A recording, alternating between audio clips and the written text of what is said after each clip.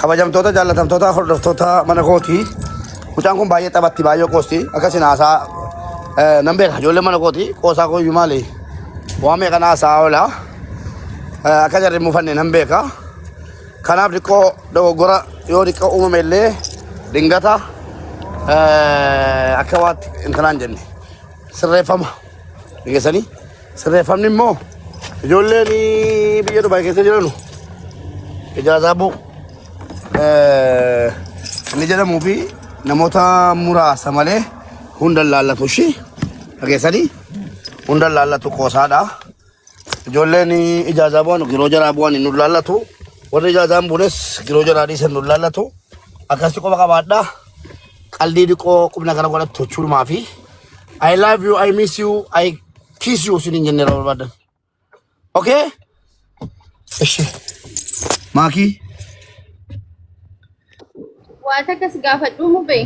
Eeyyee waan barbaadde waa kudhan na gaafadhu na seeyyame. Ijaazaa bu'uu jechuun bar arrabaa miti baay'isoo kun uumama ilmoo namaa lamaan jidduu jiru. Laa ilaaha illallah Muhammad Rasulullah.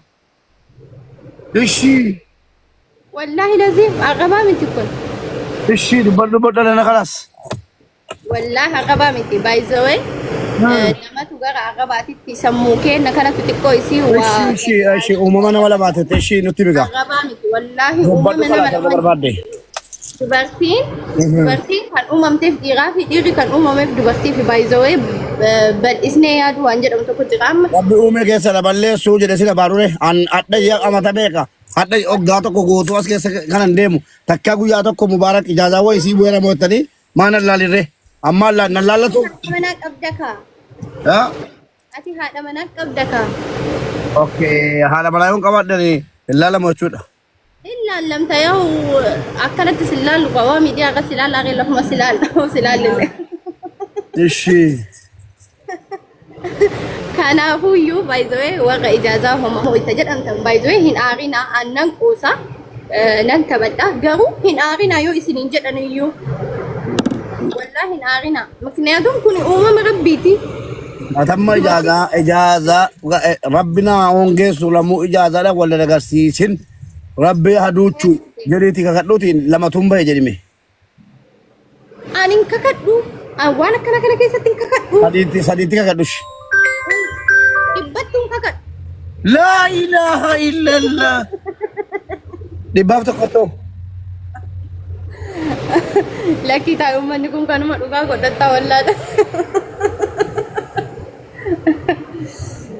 ناصر مو بيبوسي ناصر ما ركون كلا فيكيا لبوكي مالو ما ركت أم بيسي مالو من يجي لاتات مالي فنبوس بايزوي nama agarsiisu akkana kolfanii taphatanii wal bira deemutu caala. Mucatti wallahi giroo keetila. Mucatti giroo keetila. Waa tokko seetti maan ijoolleen akka mala aslii sana waraaboo eegalanii mana kooti. Yeroo dhuftanii dubbattan waan waraabame olii gad deemu. Waan isin barbaadan waraabatan lallaalatu garuu waan waraabame olii gad deeme jennaan. Ayii jettanii gaabbitan hin dubbatin haala. Dhiisii maakii anasiin jedhee dubartiin mana kalaas badee rakkee yeroo waraabbatee deemaa. By the way, what I can tell him, Amari Maljet Veta, Mabalin Saiho, Mahonim Fraget. Jedamo Sonte, one Jedam Tesanta also that Dune, Mabalin Saiho, Mahonim Mafrat. Kanam Arab Sao make a come to the day, Malafet, and take a Sawara, but Uncle Feta, what you male, Naman Arabs, Naman took Savanaman Arabs, Amantina Man Arabs, and Numanamati, Fenaman Arabs, Akumis in Agat and Kana Colfeta. Colfineta man? Kompetensi kan kana koti ni abbaa fedhe sodaadhu abbaa fedhe kabaja malee sodaan qabnu garuu ati erga immoo rakkoon qabu itti buddi bakka. Maa waa nama qabsaa jira. Lafee kiyya ijaazaa maal yoomna laaltare ana. Nu miskiin nama lama daamii wallaahi billaahi rabbuyyuu awwala jannata numaa kenna akka ifaa jeete ennaatiif. Ana laaluun hin ta'u ati na laaluun kan ta'u. Wallaan laafachuu. Wallaan laafachuu ani laalamuun hin ta'u biyya kanatti. Nama qabu. Ayyoo. Halo. Bukan aku baca dah, aku tu orang. Hello. Ni pun. Nagawan ini.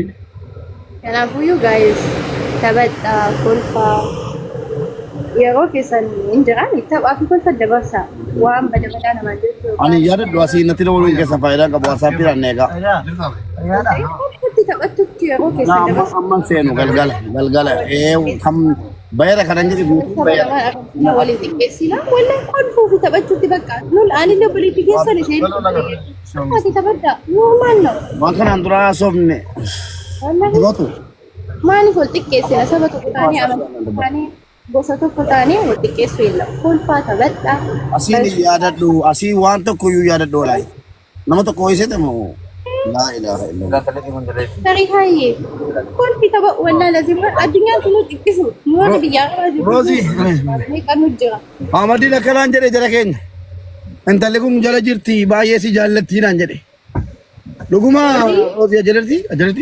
Roozii wallaahi mirta isa ukkoonatu warabbi. Basi baniif. Roozii wallaahi. Ajalatti? Wallahi miskiina wallahi. Sunan jaalladha si jette? Baay'ee si jaallatti malee mana argate wallahi muubee wallahi laazim. Jaallatti. Injirtu. Naan jirtu? Amma bahuun ool. Bahuun ool. Si ilaalte ginaa ati bari hindalle si bulchina laatu. Naan arti? Maali? Wallahi dambe ginaa maan jaallatti. Maali ati maali faa siifte muubeeti ijoollee mara shamarran hedduu sababii beeti. Muubee ati. Bichoon maqaatti ati dhimma maali naqaa qabdaati? Dhimmi kee maa inni? Maal masi galche? Dhimmi maal naqaa qabdu maa inni? Argaa irraa dhufa. Mana saayitaa afi bareechi tolchii fi. Lafa qaasanii lafa qaasii haa kaasan maaluma rakkatte ati? Beeti foolootti sassaabbachuu ta'eeti muubee afaan gubaadhaan afaan gogaadhaan. Bichi maraa beekuni. Dhiisu. Amadi wallaahi qaamumaan argee duubaan mataa dha'ee lafa si buusaan. Laa mataa dha'uu. Wallaahi mataa dha'ee lafa si buusaan sitti meeqaan. Dhiisu. Kofumaati godhatu san godhatti deemee namicha kana naqaa qaba. Adaraa seeraa naqaa taa'e. Adaraa waaqa adaraa seera biyya Dubaay naqaa taa'e. Dhuguma muubee jaallatee kunoo muubeen qophaa jira. Mana saayitaa afi. Waan jedhee. Rabbiin biraa sawaa baatan. Mubee. Galee. Namooti yamee naqaa qabu. Galoo. Assalamualaikum. Waalaikumsalam galoo. Wayya jirta. Jirra alhamdulillah. Nagaa godha akkama. Nagaa taate. Innan jedhe namatti iyyuu sitti na ergate maal jetta? Maa inni galoo koo? Mucayyoo tokko tiyyee mucaa wayii birrii naa galchidheetti ergadhee naan Dubaayii na dhowwatee jette erga ji'a lamaa wal natti fakkaata durrichi. Wallaahi ilmoo kootiif an jiraadhaaf an calluma jedhe. Galoo koo. Ilmoo kooti jiraachuun qabaa Ila jedhe.